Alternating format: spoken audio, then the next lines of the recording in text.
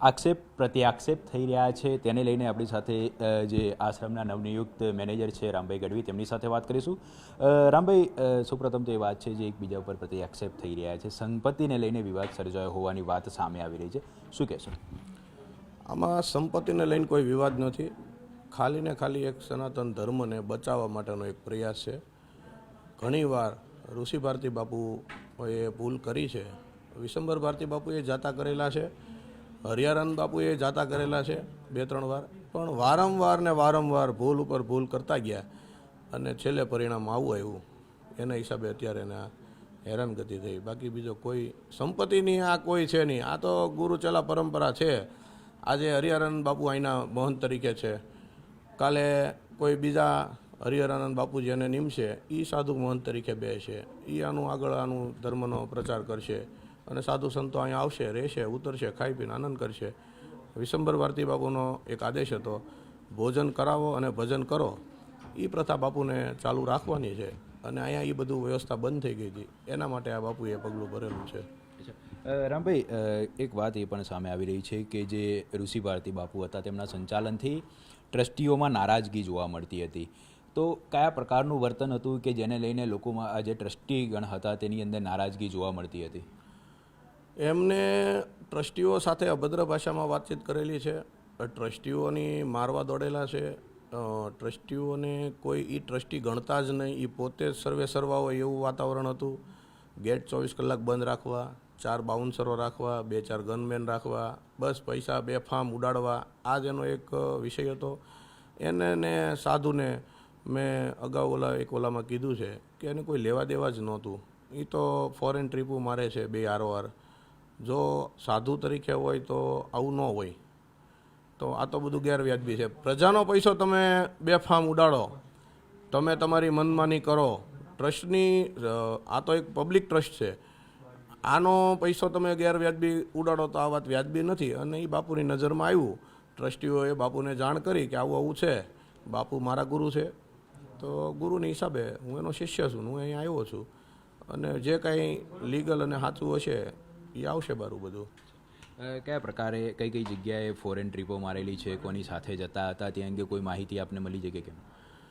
એમને મલેશિયાની ટીપ મારેલી છે, એમને ઘણી બધી ટીપ મારેલી છે. એને નહીં તો એ 10-12 ટ્રીપ ઉપર મારેલી છે. અને તો એ પણ બતાવે છે હું મારા સેવકો બધી જગ્યાએ છે. તમારા સેવકો હોય તો તમે અમેરિકા જાઓ ને, મલેશિયા શું કામ જાઓ છો? તમારા જે સેવકો છે તો તમારે અમેરિકા જવું જોઈએ. મલેશિયા શું હોય મને તમને બધાને ખબર જ છે, એમાં મારે તમને કહેવાની જરૂર નથી.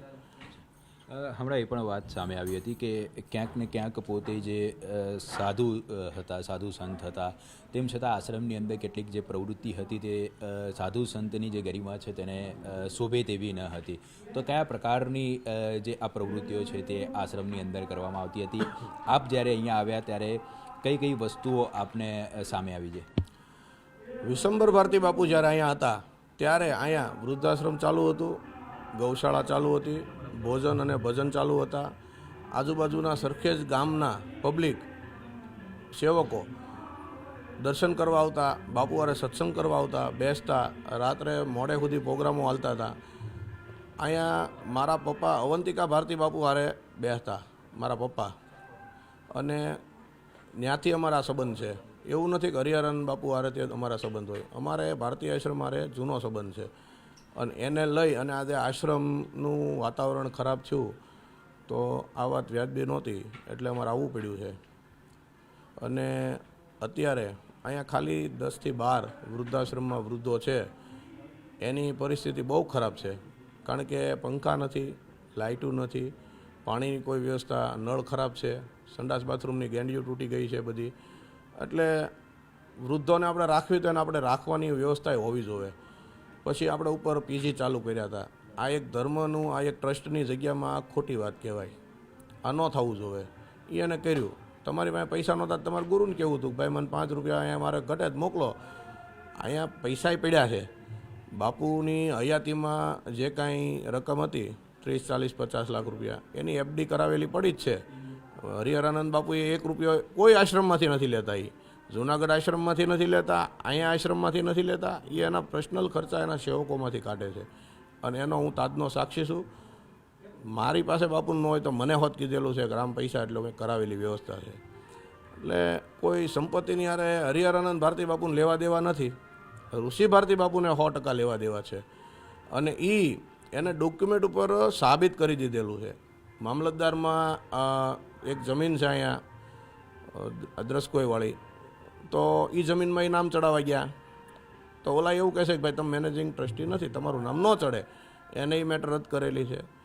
ખોટા આશ્રમના ખર્ચે, આશ્રમના પૈસે મોજશોખ કર્યા, બાઉન્સરો રાખ્યા, ગનમેનો રાખ્યા. આશ્રમનો તમે વિકાસ શું કર્યો ભાઈ? કોઈ વ્યક્તિ આવે, હું એક બહારનો વ્યક્તિ છું તો હું આવીને જોઉં છું તો મને દેખાય છે કે વિકાસ કાંઈ થયો નથી 4 વર્ષમાં. વિકાસ શું થયો? ગાડી લીધી, ફોરેન ટ્રીપો મારી, બેડરૂમની અંદર ડબલ બેડનો બેડ આવ્યો, આ વિકાસ. બીજો અહીં કોઈ વિકાસ નથી થયો. અત્યારે તમે જુઓ તો બહાર વ્યવસ્થિત આયોજન, બધા પ્રોગ્રામ ચાલુ છે, માણસો આવતું થઈ ગયું છે.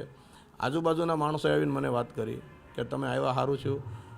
ન્યાયની વાત હતી તો ન્યાય જીતી ગયું છે અને હવે તમે જાતા નહીં અહીંથી બાપુને લઈને. આ આશ્રમની તમારે જો આગળ વધારવું હોય તો બાપુને કહેજો આને રોકાય. સારું, વાંધો નહીં, બાપુની વાત કરીશ. આ પરિસ્થિતિ હતી.